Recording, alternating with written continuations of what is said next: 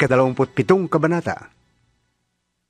Nang mapagpasyahang maglalakbay kami papuntang Italia, si Pablo at ang ilan pang bilanggo ay ipinailalim sa pamamahala ni Julio, isang kapitan ng hukbong Romano na tinatawag na mga sundalo ng emperador. Sumakay kami sa isang barkong galing sa Adramitio, papunta sa lalawigan ng Asya, at naglakbay kami kasama sa Aristarco na taga Tesalonikang nakatira sa Macedonia. Kinabukasan, dumaong kami sa Sidon. Naging magaan ang loob ni Julio kay Pablo. Pinahintulutan niya itong makadalaw sa kanyang mga kaibigan upang matulungan siya sa kanyang mga pangangailangan. Mula roon ay naglakbay kaming muli. At dahil sa pasalungat ng hangin, kami na may bay sa gawing silangan ng Chipre upang kumubli.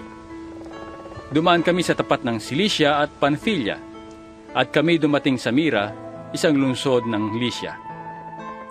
Ang kapitan ng mga sundalo ay nakakita roon ng isang barkong buhat sa Alejandria, papuntang Italia, at inilipat niya kami roon. Mabagal ang aming paglalakbay. Tumagal ito ng maraming araw at nahirapan kami bago nakarating sa tapat ng Sinido. Buhat dito ay hindi namin matahak ang kalawakan ng dagat sapagkat pasalungat kami sa hangin. Kaya't nagpunta kami sa silangan ng Kreta na kubli sa hangin. Nagdaan kami sa tapat ng Salmon. Matyaga kaming namaybay sa tabi hanggang sa marating namin ang pook na tinatawag na Mabuting Daungan na malapit sa bayan ng Lasea. Mahabang panahon na kaming naglalakbay. Mapanganib na ang magpatuloy dahil nakaraan na ang araw ng pag-aayuno, kaya't pinagpayuhan sila ni Pablo. Mga Ginoo, sabi niya, sa tingin ko'y mapanganib na ang maglakbay mula ngayon, at maaring mapinsala ang kargamento at ang barko, at manganib pati ang buhay natin. Ngunit higit na pinahalagahan ng kapitan ng mga sundalo ang salita ng may-ari at kapitan ng barko kaysa sa payo ni Pablo. Dahil hindi mabuting tigilan ang daungang iyon kung panahon ng taglamig, minabuti ng nakararaming magpapatuloy na sila sa kanilang paglalakbay sa pag-asang makakarating sila sa Fenice.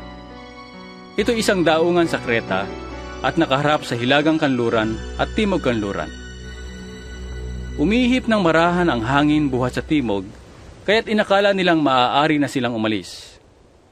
Isinampa nila ang angkla at sila'y namaybay sa Kreta. Ngunit di nagtagal, bumugso mula sa pulo ang isang malakas na hangin mula sa hilagang silangan. Hinampas nito ang barko, at dahil hindi kami makasalungat, nagpatangay na lamang kami sa hangin. Na makakubli kami sa isang maliit na pulo na tinatawag na Cauda. Naisampa namin ang bangka, ngunit nahirapan kami bago nagawa iyon. Nang maisampa ito, tinalian nila ng malalaking lubid ang barko. Ngunit natakot silang sumadsad sa buhanginan ng Sirte, kaya't ibinaba nila ang layag at kami nagpaanod na lamang. Patuloy na lumakas ang bagyo, kaya't kinabukas ay sinimulan nilang itapon sa dagat ang mga kargamento. At nang sumunod na araw, itinapon din nila ang mga kagamitan ng barko. Matagal naming dinakita ang araw at ang mga bituin, at di humuhupa ang napakalakas na bagyo. Kaya't nawalan na kami ng pag-asang makakaligtas pa. Dahil matagal nang hindi kumakain ang mga nasa barko, tumayo si Pablo at nagsalita. Mga kasama, kung nakinig lamang kayo sa akin at di tayo umalis sa Kreta, hindi sana natin inabot ang ganito. Ito ngayon ang payo ko. Lakasan ninyo ang inyong loob, sapagkat walang mamamatay isa man sa inyo. Kaya nga lamang, mawawasak ang barko. Nagpakita sa aking kagabi ang isang anghel ng Diyos. Ang Diyos na sinasamba ko at pinaglilingkuran. Sinabi niya sa akin, huwag kang matakot, Pablo. Dapat kang humarap sa emperador. Alang-alang sa iyo'y ililigtas ng Diyos ang lahat ng mga kasama mong naglalakbay. Kaya tibayan ninyo ang inyong loob, mga kasama. Sapagkat nananalig ako sa Diyos na mangyayari ang lahat ayon sa sinabi niya sa akin. Lamang, mapapadpad tayo sa isang pulo. Pagkalipas ng 2 linggo sa gitna ng dagat, napadpad kami sa dagat Mediteraneo. Nang maghahating gabi na, napuna ng mga marinero na nalalapit na kami sa pampang. Sinukat nila ang tubig at nakitang may 40 metro ang lalim nito. At pagsulong pa nila ng bahagya ay muli nilang sinukat at nakitang may 30 metro na lamang. Sa takot na sumadsad kami sa batuhan, inihulog nila ang 4 na angkla sa hulihan ng barko at ipinanalangin mag-umaga na sana.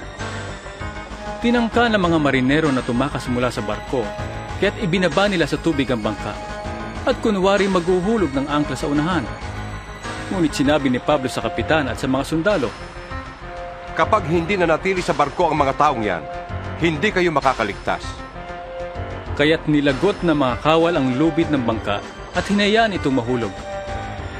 Na mag-uumaga na, silang lahat ay hinimok ni Pablong kumain. 14 na araw na ngayon kayo'y hindi kumakain dahil sa pagkabalisa at paghihintay. Kumain na kayo. Kailangan ninyo ito upang kayo'y makaligtas. Hindi maaano ang sino man sa inyo.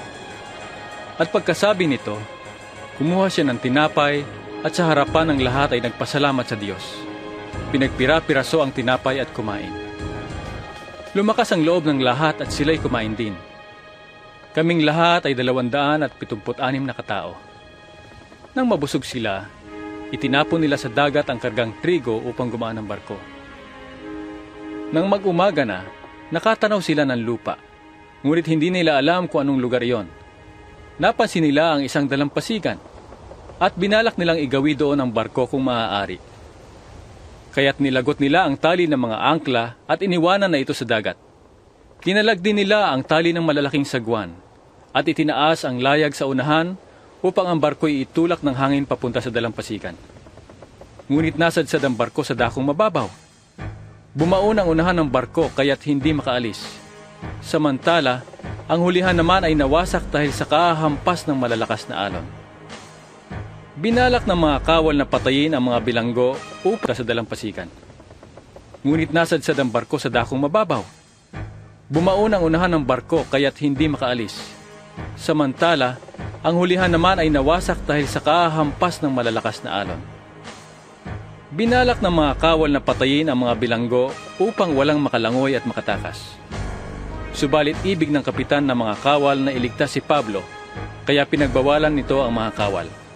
Sa halip, pinatalon niya sa tubig ang lahat ng marunong lumangoy upang makarating sa pangpang. Ang iba inutusan niyang sumunod na nakahawak sa mga tabla o piraso ng barko. At kaming lahat ay nakarating sa dalampasigan.